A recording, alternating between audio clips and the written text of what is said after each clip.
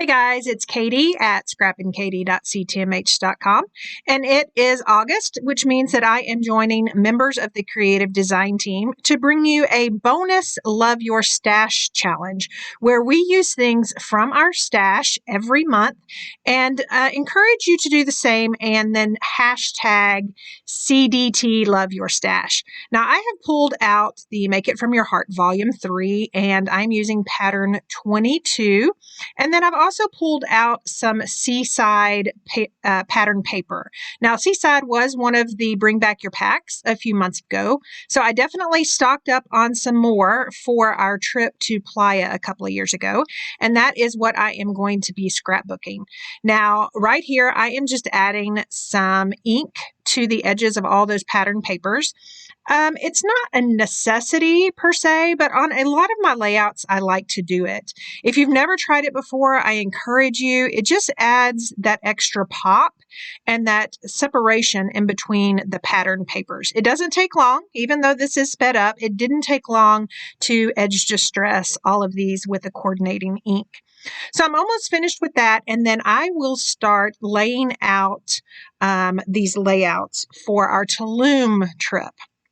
Now, Tulum was hot, extremely hot, and I did have some photos. I lost a lot of the photos. That'll be a whole different YouTube video, but I lost a lot of the photos. So the ones that I have, I definitely wanted to get down on a 2-page layout. Now, one of my favorite things to do is stamp on layouts. So you'll see here where I have pulled out some are current stamps, some are retired. If they are still available, I will leave a link down below. But I love adding stamped images to pattern paper. Now, you usually think of stamped images on cardstock. That's a given. But I also like to kind of distress pattern paper with stamping.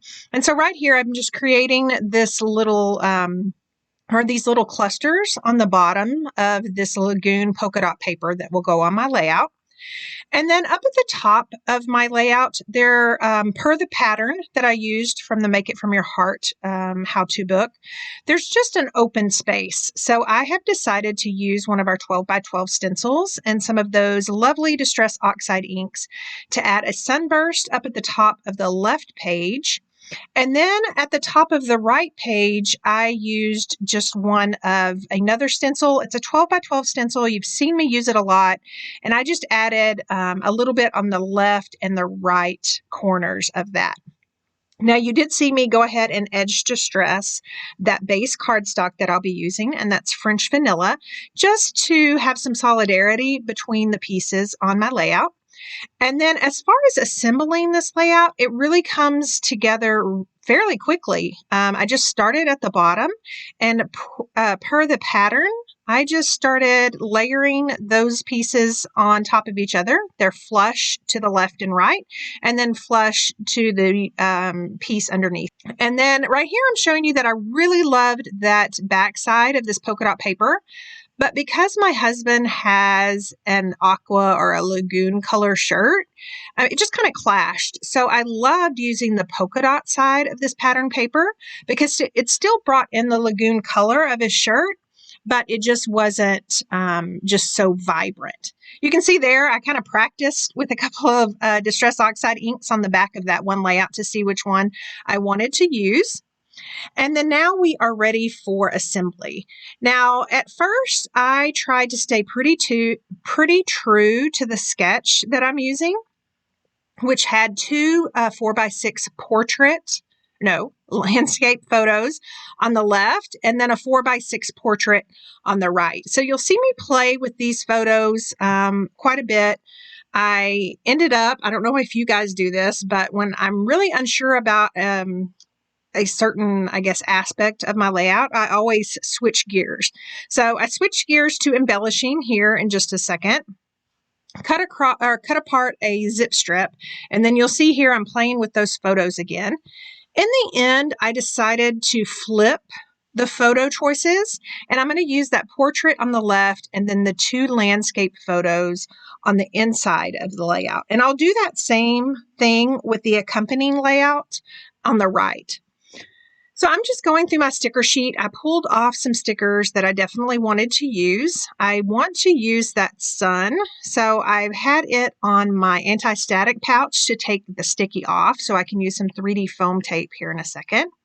And then these little pieces are the pieces from the zip strip that I cut apart. So again, I'm kind of unsure about embellishing, so I am going to switch gears and go ahead and get these photos glued down because I am pretty sure this is where I want them to be. And then if all else fails, they're glued down and that's the way they're going to have to be, and then I'll just embellish around them. So as you can see here, back to what I was saying is that I am a huge, huge believer in backing up your photos. I'm also a huge believer in not posting any of our vacation trip photos while we're on vacation, just for several reasons. So I did not post them on social media, and because we were at a resort and we would only be gone a week, I did not back them up every night via my Google Drive or whatever I have on my cell phone. And but we did, these photos that you're seeing here, these are the photos that I ended up texting to some of our family members. So I was able to salvage those. But what happened was we got back from our trip. And as I always do, a day or two after, that is when I back up to our home computer, I back up to our external drive, and then I go ahead and back up to my Google Drive, my Google Photos drive. Well, lo and behold, somehow the little SD card in my camera totally went corrupt. Not totally, because I still had some convention photos from Utah on there that were not corrupt, but every single photo from our Mexico trip was corrupt. So these are the only ones I was able to salvage from our trip to Tulum, only because I sent them to family members via text. And then the rest of our photos from our Mexico trip, I was able to get from our son and his girlfriend who went, and then her parents. The only bad thing about that is, there were some photos of me and my husband that of course they don't have. They didn't take selfies of us. So there were just some things that were missing, but for the most part, I was able to capture our trip perfectly in these layouts.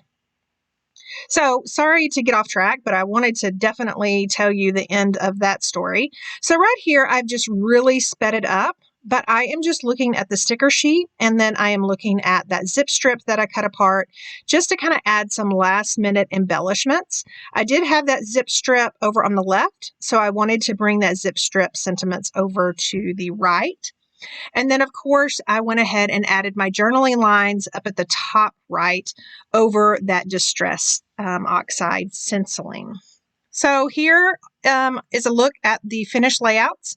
Now, I will have another video about that journaling. I ended up adding journaling and didn't like it, so I'm going to show you how to fix that once you have it on a completed layout. Now, remember that this is part of a bonus collab for the month of August, encouraging you to use your stash, love your stash, and share it with us. So please use the hashtag CDT Love Your Stash.